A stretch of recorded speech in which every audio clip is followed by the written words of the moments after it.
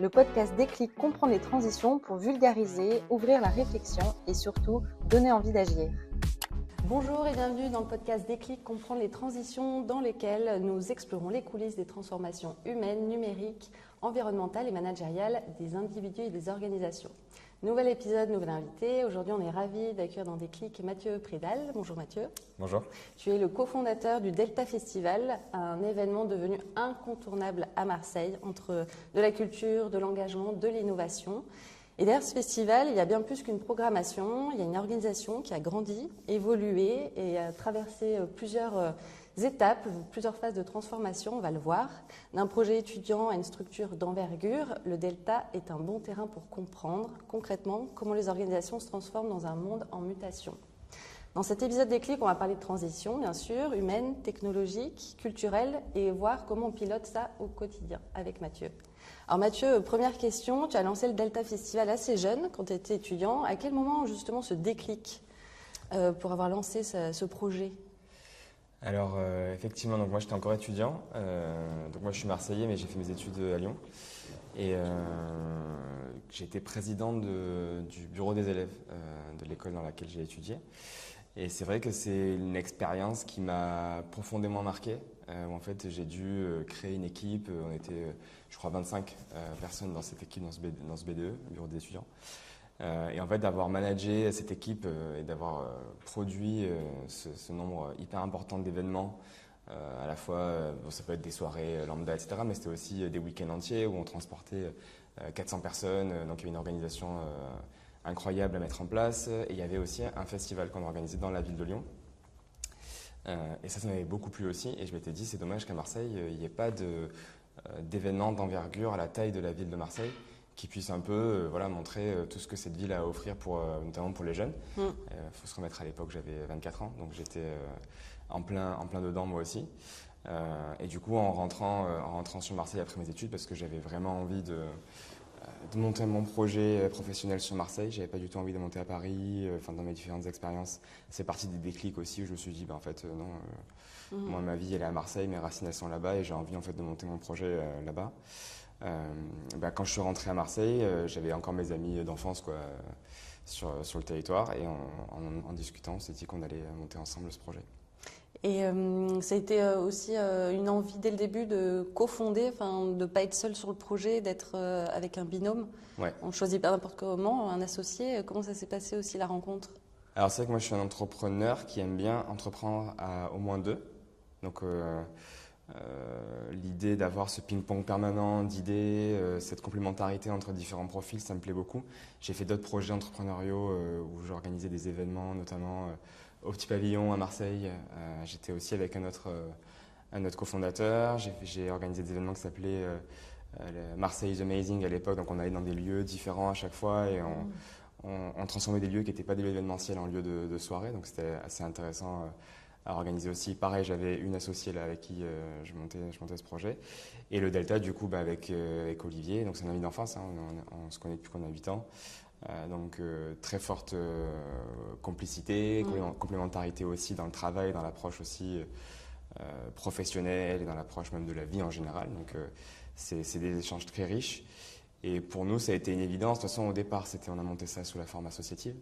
Donc si tu veux, il y avait moins d'enjeux aussi de ce côté association, pacte d'associés, qu'est-ce qui se passe si jamais ça ne marche pas, etc.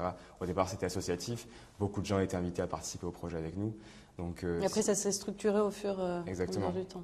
Donc cette association, au départ, elle était finalement assez diffuse dans l'ensemble du projet où on avait des bénévoles qui bossaient pendant 3-4 mois avec nous ou des jeunes qui venaient en service civique. Puis après des stagiaires, etc. Donc c'était assez horizontal. Donc effectivement on était les deux fondateurs, mais c'était beaucoup moins visible que ce que ça a pu l'être après quand la structuration de l'association puis de l'entreprise est entrée en jeu. Ce qui est intéressant pour les auditeurs qui nous écoutent, chefs d'entreprise, salariés, entrepreneurs ou porteurs de projets, c'est qu'un projet évolue beaucoup au fur et à mesure du temps. C'est vrai qu'il y a toute une équipe aussi derrière vous, on va le voir, comment vous managez aussi ces équipes. En tout cas, le Delta a beaucoup évolué. Si tu regardes un peu l'évolution du festival, en tout cas du Delta, quelles sont les grandes phases de transformation de l'organisation ? Alors, il y en a pas mal en vrai. Je pense que dans tous ces projets, le Delta, c'est un peu un projet type start-up, c'est-à-dire qu'il y a une croissance très très forte dès les premières années, une croissance explosive à 2 chiffres. On est sur un projet qui évolue même dans sa teneur, hein, dans son contenu. Donc pareil, hein, on cherche le business model, on cherche à voir comment est-ce que ça fonctionne. Donc c'est vraiment un peu ce même tissu-là, avec aussi des jeunes qui fondent l'entreprise, mais qui aussi sont attirés par ce projet et viennent y travailler, viennent y prêter main forte.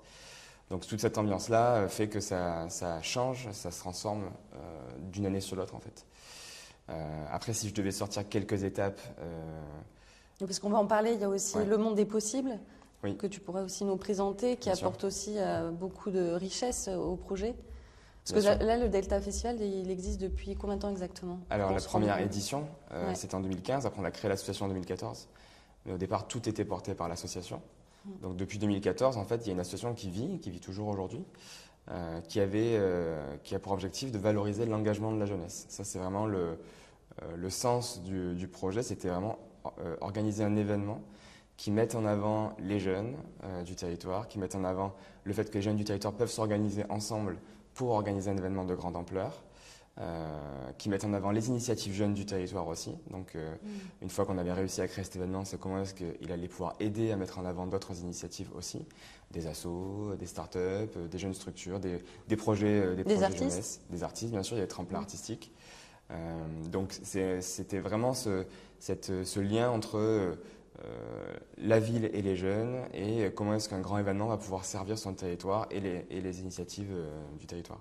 Oui, pas être uniquement un événement ponctuel dans l'année, mais qui Ouais. soit utile aussi tout au cours de l'année pour Marseille, pour les Marseillais. Exactement, il y avait ce volet culture et musical très fort sur le Delta, c'est et qui se suffit en soi. Hein. C'est déjà un très beau projet d'organiser des concerts et un événement musical. Mais nous, en fait, l'innovation un petit peu qu'on a apportée, c'est comment est-ce qu'on allait pouvoir pousser le bouchon hyper loin sur comment est-ce qu'on va utiliser un tel rassemblement.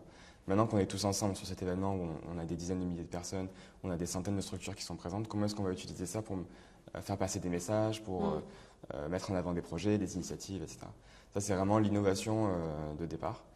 Et au départ, tout était porté par l'association.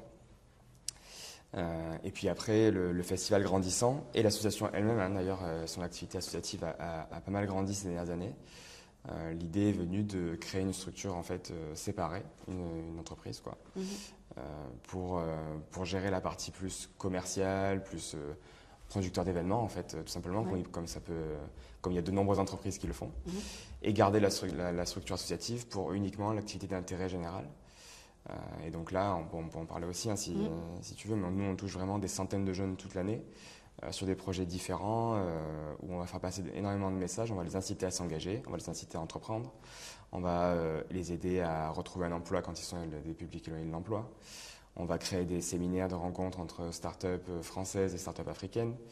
On va faire énormément des centaines d'opérations. Alors là, ça dépend, ça peut être dans toute la France, autour de la problématique chez les jeunes du mésusage du protoxyde d'azote. Ah oui. Donc c'est un vrai problème. Nous, depuis 2017, on va dans les campus, parce qu'à la base, ça vient quand même du milieu étudiant. Donc on va dans les campus pour en parler. Là, cette année, on a lancé Jeunesse contre le cancer.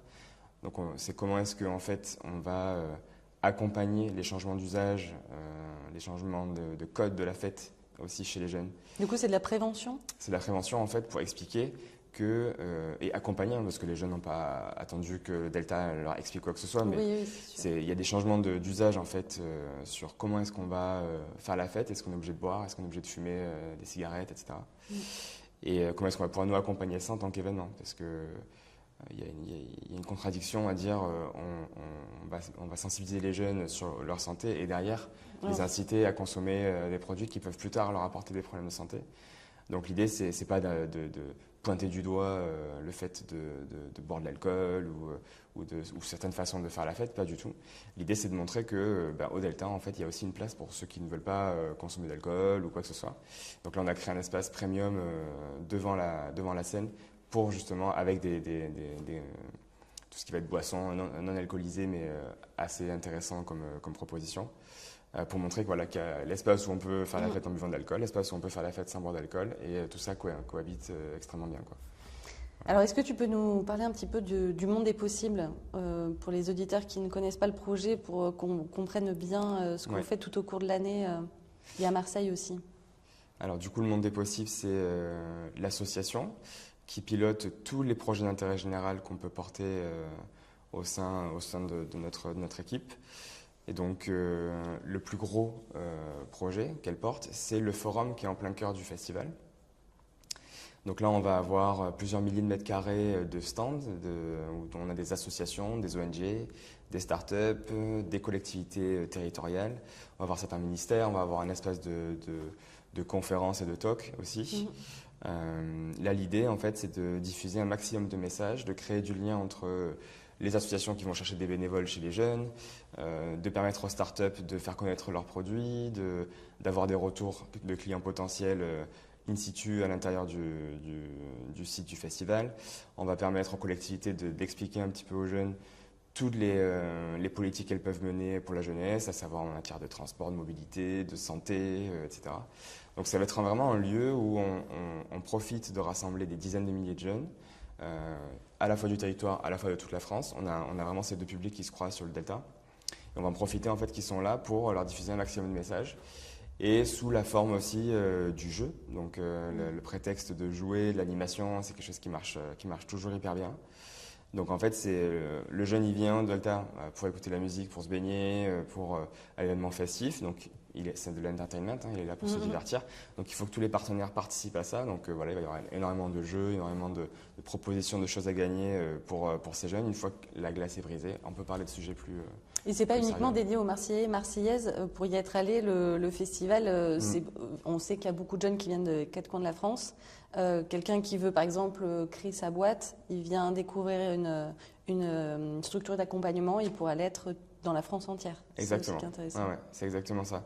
On a pas mal d'appels à projets pour exposer sur le monde des possibles, sur ce forum, qui sont nationaux. Aussi bien les tremplins musicaux de jeunes artistes, parce qu'on a une scène musicale à l'intérieur du forum. Mais autant pour les startups, c'est vraiment national. Et on a des candidatures de la France entière. Et c'est hyper intéressant de voir comment ce public se croise sur le Delta. Comment ça peut créer de l'émulation aussi, où tu as des villes qui vont représenter, avoir la fierté de représenter leur ville aussi sur le forum, etc. Donc tout ça, c'est hyper intéressant à voir. Et ça se passe vraiment à l'intérieur du Delta. Et après, du coup, l'association a une autre activité. Donc, c'est un peu ce que je te disais sur les différents programmes où là, en fait, on va organiser des événements autour de l'entrepreneuriat, où on va inciter 30, 40 jeunes, on va les faire venir, leur faire rencontrer des acteurs qui vont les aider déjà à structurer leurs pensées pour créer leur boîte, mais aussi derrière les accompagner, pourquoi pas, s'ils veulent aller plus loin. Donc, des incubateurs, des pépinières, des acteurs comme ça, la French Tech, voilà. La COQ, d'ailleurs, a été partenaire de ce programme. La CCI, des institutions aussi du territoire. Chambre de commerce à fond, carrément. Donc on a par exemple ce programme-là, mais on va avoir tout un tas de programmes en fait où toute l'année on touche des milliers de jeunes. Voilà. Et comment, quand on fait grandir un tel projet, comment on fait pour aussi ne pas perdre l'ADN initial parce qu'on étoffe le projet avec de plus en plus de personnes. Ouais. Comment on fait de ce Delta Festival son cœur d'activité? Je pense qu'il faut bien définir qu'est-ce qui fait l'ADN d'un projet. Nous, il y a eu énormément de changements dans ce projet. Par exemple, au départ, il y avait énormément de bénévoles, puis après, on a eu énormément de tout ce qui était stagiaires, service civique, etc., qui sont venus étoffer l'équipe. Puis après, on a eu nos premiers salariés, etc. Donc, au départ, c'était vraiment un événement étudiant pour les étudiants. Et au fur et à mesure, en fait, ça a évolué. Est-ce que ça veut dire qu'on a perdu l'ADN du projet? Non, je ne pense pas. Parce que l'ADN du projet, si on y réfléchit bien, c'était vraiment d'avoir cette action avec les jeunes, cette action pour les jeunes, de montrer que Marseille était une ville jeune, d'attirer les jeunes à Marseille. Et ça, pour le coup, ça n'a pas changé, même si nous, en interne, on a fait évoluer l'équipe et on a fait évoluer notre façon de travailler qui s'est clairement structurée et professionnalisée. Oui, le pourquoi, il est toujours le même, le comment, il a cause, évolué. En fait, la cause est toujours la même et le comment, en fait, voilà, a évolué. C'est juste cette façon-là. Et c'est ce qui nous permet aussi, cette évolution, c'est ce qui nous permet d'élargir. On n'aurait pas pu, en gardant la même organisation qu'avant, développer autant les activités comme on l'a fait en 10 ans, quoi. Alors en ce moment, on parle beaucoup d'IA générative en 2026. Dans beaucoup d'organisations, elle prend beaucoup de place. C'est bien, c'est moins bien peut-être sur d'autres plans, mais en tout cas, comment le Delta s'en est servi aussi de l'IA sur la billetterie, sur la com, sur la gestion globale de l'événement? Alors nous, on l'utilise tous les jours, clairement. Après, c'est vrai que l'événementiel aujourd'hui, il n'y a pas encore on n'arrive pas encore à voir comment ça peut avoir un impact vraiment structurant sur l'événementiel. C'est vrai que notre rôle, nous, aujourd'hui, il est de rassembler des gens physiquement. Donc ça, déjà, on a du mal à voir comment l'IA peut, d'une façon ou d'une autre, créer ça. Parce que c'est, par contre, au niveau de la communication en amont, là oui, et au niveau des messages qu'on envoie, au niveau de, moi pour ma partie, par exemple, de la prospection, où on va aller chercher des entreprises qui vont être partenaires de l'événement, ce genre de choses, là on va s'en servir. Et ça va être en fait plus un consultant dans la poche, quoi, en permanence. Mais ça, je pense que n'importe quel entrepreneur aujourd'hui devrait avoir cet outil dans la poche. Comme un assistant? Comme un assistant, oui. Pour élargir en fait la réflexion, pas du tout pour écouter, parce que ça reste quand même aujourd'hui une technologie qui est encore en train d'apprendre et qui se perfectionne encore au jour le jour, mais c'est un outil formidable pour avoir des intrants et des idées en fait auxquelles on n'aurait pas pensé et qui viennent de donner un appui. C'est un peu ce rôle de ping-pong dont je parlais au début, que moi j'adore avoir avec mes associés sur mes projets. Là, on peut l'avoir directement avec la machine et c'est dans la poche en permanence, quoi. Donc c'est un outil qui est hyper intéressant. Après, aujourd'hui, on n'a pas encore d'application sur la billetterie, sur notre stratégie de communication. On va l'utiliser en permanence pour réfléchir à notre stratégie, mais ça va pas changer aujourd'hui encore notre métier, quoi.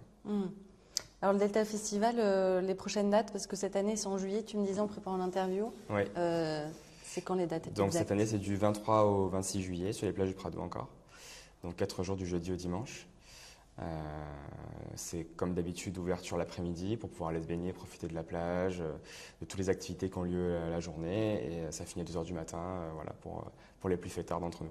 Et pour les chefs d'entreprise, les managers, en tout cas les entreprises qui nous regardent, est-ce qu'elles peuvent aussi collaborer d'une certaine manière avec le Delta sur la billetterie justement peut-être?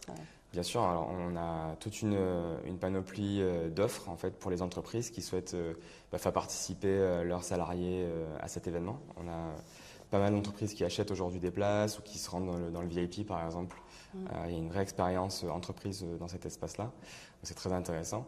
Et de la même façon, je pense que c'est très intéressant aussi pour le volet recrutement pour les entreprises parce qu'on a un événement qui se passe notamment donc là ce sera le 24, le vendredi, où on fait venir des RH, on fait venir des patrons et on fait venir des jeunes étudiants aussi. Et l'idée, c'est de voir comment est-ce que donc les RH et les patrons sont en immersion clairement dans le monde de la jeunesse, quoi, dans le forum, dans le festival, il y a des jeunes partout. Donc c'est aussi intéressant pour eux, je pense, de découvrir et comprendre comment fonctionnent les jeunes aujourd'hui, sur ce volet notamment recrutement. Et derrière, il y aura aussi donc, des rencontres, tout ce qu'on va dire de job dating, pour voir un petit peu aussi si les étudiants arrivent à décrocher un poste, un stage, un poste, une alternance sur l'événement. Donc là, pour le coup, les entreprises sont vraiment invitées à participer, les entreprises du territoire principalement, sont invitées à participer à cet événement de façon active. Voilà. Donc il y a le volet divertissement, fun, événement culturel, et le volet aussi plus, on va dire business ou puis le volet inspiration aussi pour découvrir de nouvelles startups, ce qui se passe sur le territoire aussi pour être au fait. Ouais. Exactement, c'est partie de l'immersion, c'est partie de l'expérience. Les invités sont invités à se balader à l'intérieur du forum et découvrir toutes les initiatives, les assos, comment les jeunes s'engagent. Et ça fait souvent, moi j'ai souvent ce retour-là quand les professionnels viennent sur le Delta, ça donne du baume au cœur, quoi. C'est-à-dire que souvent dans les médias, on peut entendre que la jeunesse est une jeunesse perdue, que le monde va mal, etc. Alors qu'en fait pas du tout, on s'aperçoit que les jeunes, ils montent des projets. Puis de mélanger les publics aussi, ça permet des rencontres qui se feraient peut-être pas forcément en dehors du Delta. Le Delta permet aussi des opportunités certainement. Exactement. Merci Mathieu pour tous ces partages sur le Delta, sur votre projet. À bientôt sur Déclic.